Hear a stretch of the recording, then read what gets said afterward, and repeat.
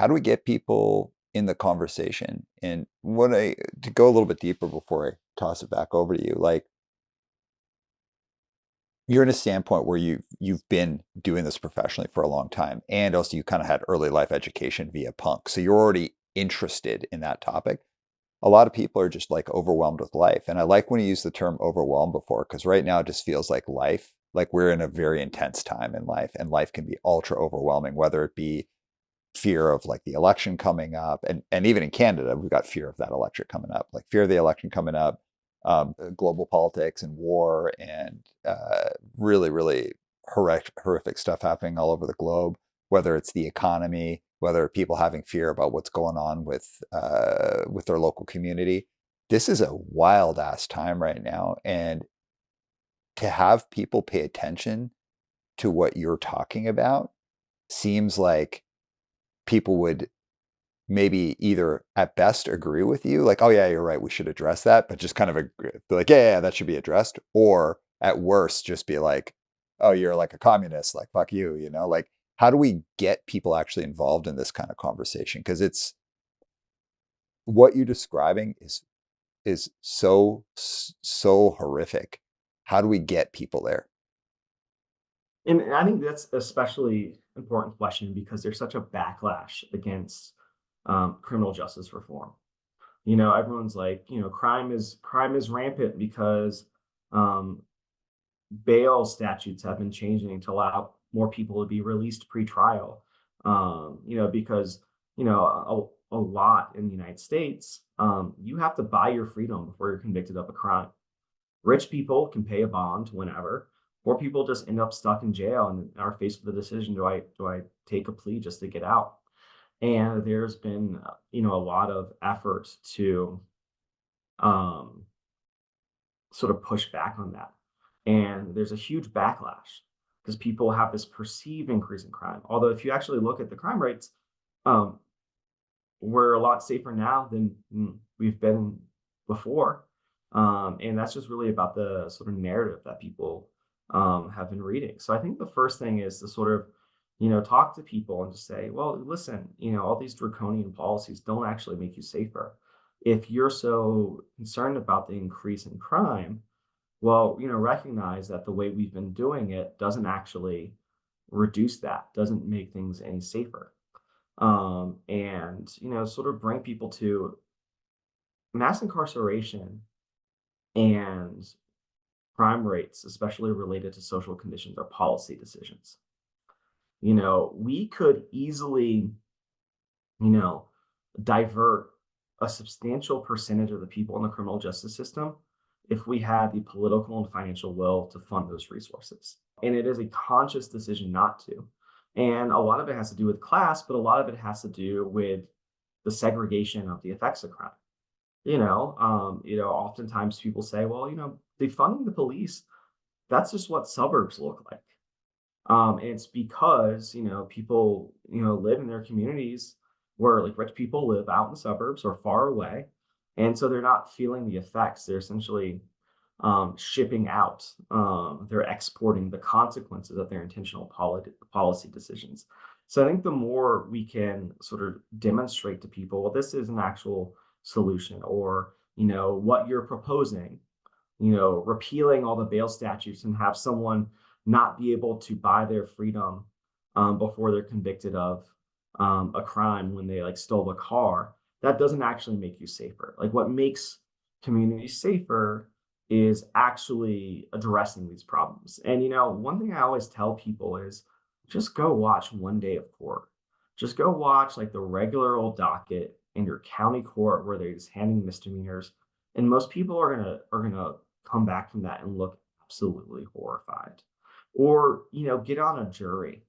I mean, one of the most frustrating, infuriating things, questions I get as an attorney from like my like punk, like radical quote unquote friends is, how do I get out of jury duty? You should never want to get out of jury duty because like that is like the one opportunity you have to actually be a voice in the system of mass incarceration. It's this concept called jury nullification, where even if the state proves that someone is guilty, like you have the right as a juror to simply vote not guilty as an act of conscience.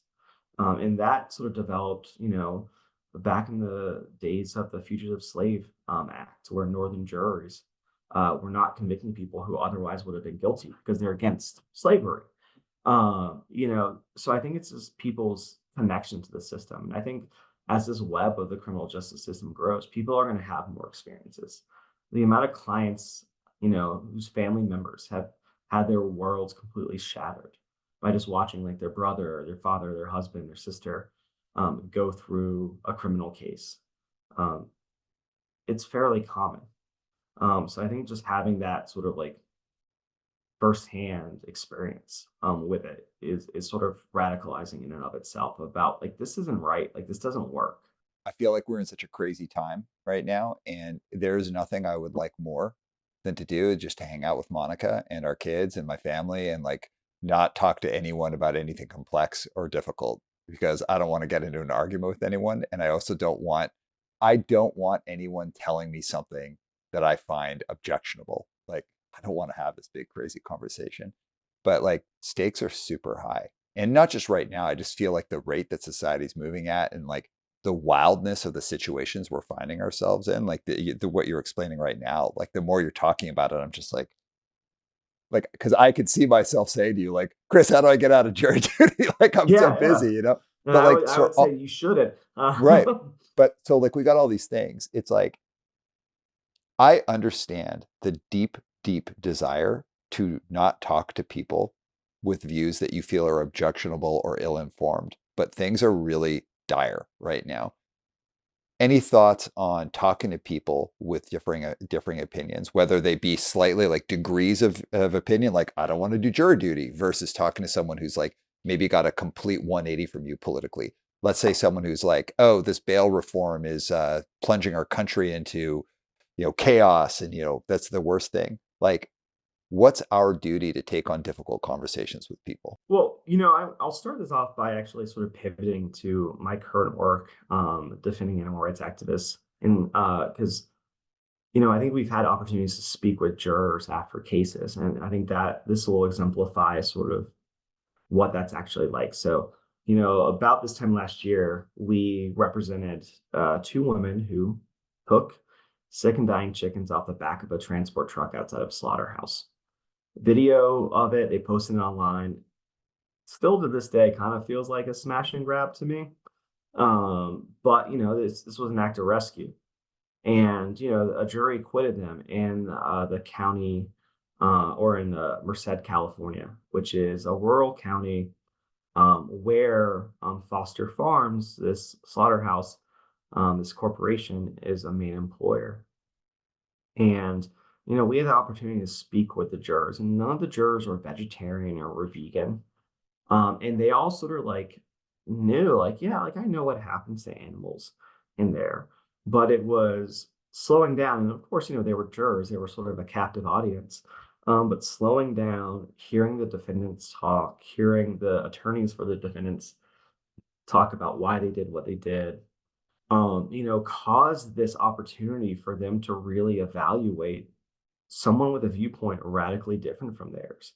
And a lot, and I can say at least three or four people from across two juries that we've spoken to for similar cases, have stopped eating meat or stopped eating chicken, and really experiences like personal change.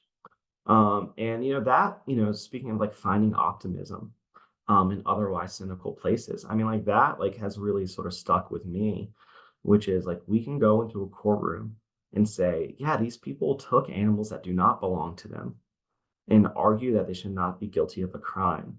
And juries agree is I think fundamental, is significant. But the fact that a lot of these jurors like just don't shut it off. Like they really listen. They really take it seriously, and they change their viewpoint, or at least they understand other people's viewpoints.